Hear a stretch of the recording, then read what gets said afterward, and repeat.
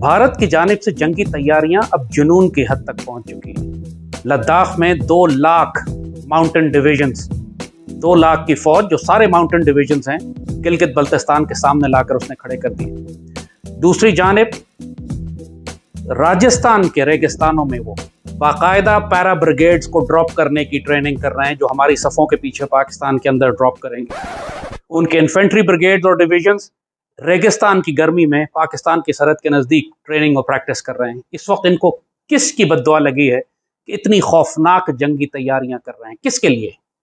ये चीन के खिलाफ नहीं है। इनकी डिसइंफॉर्मेशन और प्रोपेगेंडा ये है कि हम चीन के खिलाफ तैयारियां कर रहे हैं, लेकिन चीन के खिलाफ तैयारियां इनको राजस्थान के डेजर्ट में क्यों करनी है? पैरा ब्रिगेड्स और इन्फेंट्री डिविजन्स की ट्रेनिंग क्यों करवानी है? यहाँ पर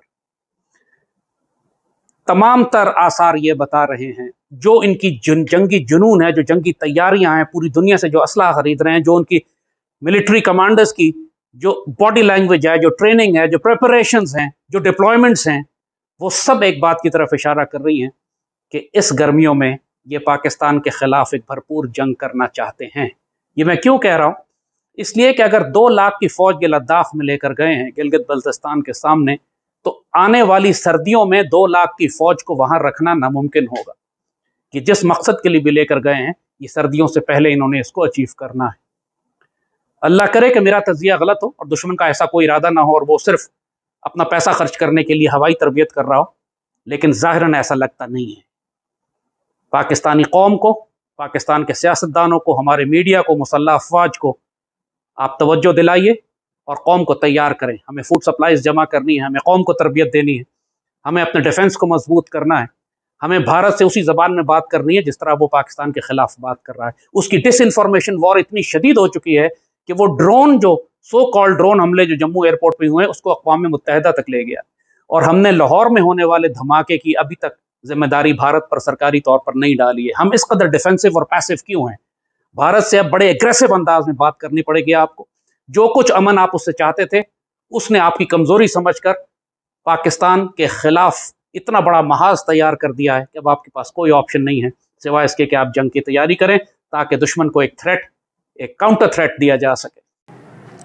दोस्तों, भारत ने एक बहुत बड़ा कदम उठाते हुए 50,000 अपने माउंटेन वॉर में एक्सपर्ट सैनिक डायरेक्ट LAC पर तैनात कर दिए हैं। इससे पहले 1.5 लाख सैनिक पहले से ही LAC पर तैनात हैं और 50,000 और कर दिए, यानी कि कुल मिला के 2 लाख भारत के सैनिक हो चुके हैं जो माउंटेन वॉरफेयर में एक्सपर्ट हैं और LAC पर तैनात हो चुके हैं। दोस्तों, चीन के खिलाफ ये बहुत बड़ा ऑफेंसिव भारत का, यानी कि ये क्लियर इंडिकेशन है कि भारत पीछे नहीं हट रहा है। चीन ने भारत को डराने के लिए कुछ दिन पहले LAC पर S-400 मिसाइल डिफेंस सिस्टम लगा दिया था।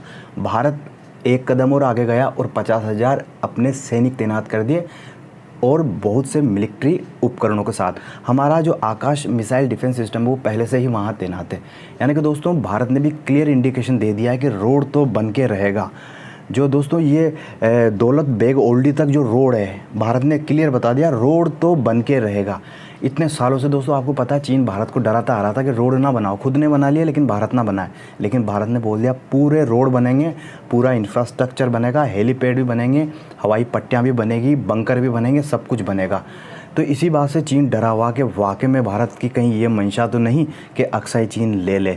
यही कारण है कि दोस्तों चीन भारत पर लगातार दबाव बनाने के लिए साइकोलॉजिकल गेम खेल रहा है और थोड़ा मिलिट्री का प्रेशर भी बना रहा है। लेकिन भारत में चूंकि इस बार पिछली गवर्नमेंट की तुलना में इस गवर्नमेंट ने क्लियर इंडिकेशन दे दिया है कि झुकेंगे तो हम भी नहीं। दोस्तों, अब दूसरी बात ये है कि जो जाहिद हमीद बोल रहा है तो वो भी कोई गलत बात नहीं बोल रहा है, क्योंकि भारत के 2 लाख सैनिक इस वक्त LAC पर तैनात हैं। सर्दियाँ आ जाएगी, चीन फिर पीछे चला जाएगा, जंग तो नहीं होगी, क्योंकि अगर चीन 20 है तो भारत भी 18-19 तो है ही सही।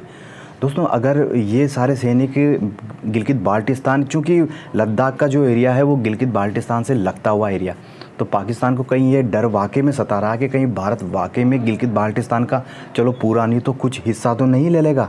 क्योंकि एकदम से 2 लाख सैनिक अगर अचानक से गिलगित बाल्टिस्तान की सीमा पर लग जाते हैं तो ये पाकिस्तान के लिए एक बहुत बड़ा झटका होगा और पाकिस्तान खुद सोचेगा कि यार भारत कहीं वाकई में गिलगित बाल्टिस्तान तो नहीं ले लेगा।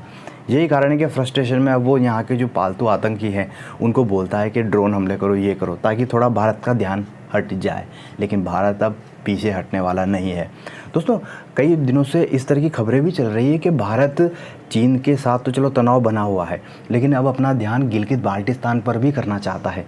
गिलगित बाल्टिस्तान पर भी प्रेशर डाल के और चीन और पाकिस्तान को परेशान करना चाहता है, क्योंकि कहीं ना कहीं क्वाड की जो मीटिंग हुई थी उसमें कहीं ना कहीं अमेरिका से बैक चैनल जो बातचीत चल रही है उसमें कहीं ना कहीं अमेरिका ने ही भारत को कुछ बोला होगा कि तुम भी अब ऑफेंसिव स्टैंड लो, हम तुम्हारे पीछे हैं। दोस्तों, ये दोनों ही जो बदमाश देश हैं ये हमेशा आक्रामक रहते हैं और हमेशा से भारत में जो शांति टाइप की जो सरकारें थी कि भाई हम शांति चाहते हैं, तो ये इनके लिए फ़ायदे का सौदा है। तो ये जो चाहे वो करते रहते थे, कश्मीर में भी करेंगे। और चीन, आपको पता है, पाकिस्तान के थ्रू कश्मीर में गुंडागर्दी में चीन का भी पूरा हाथ है। पहली बार चीन भी ह्यूमिलिएट हो रहा है। हमेशा की जो होता है वो तो हो ही रहा है। पिछले साल आपको पता ही है, चीन से 2 बड़ी बड़ी हिल्स छीन ली थी भारत ने। तो इस बार भारत ने भी क्लियर इंडिकेशन दे दिया है कि पीछे तो वो भी नहीं हटेगा। यही कारण है कि दोस्तों, पाकिस्तान में भी इस वक्त जो 2 लाख सैनिकों को LAC पर पोस्ट करके जो भारत ने ऑफेंसिव स्टैंड लिया है उससे खलबली मची हुई है। जय हिंद दोस्तों, इस चैनल को ज़रूर सब्सक्राइब कर लीजिएगा और वीडियो को ज़रूर लाइक कीजिएगा। धन्यवाद।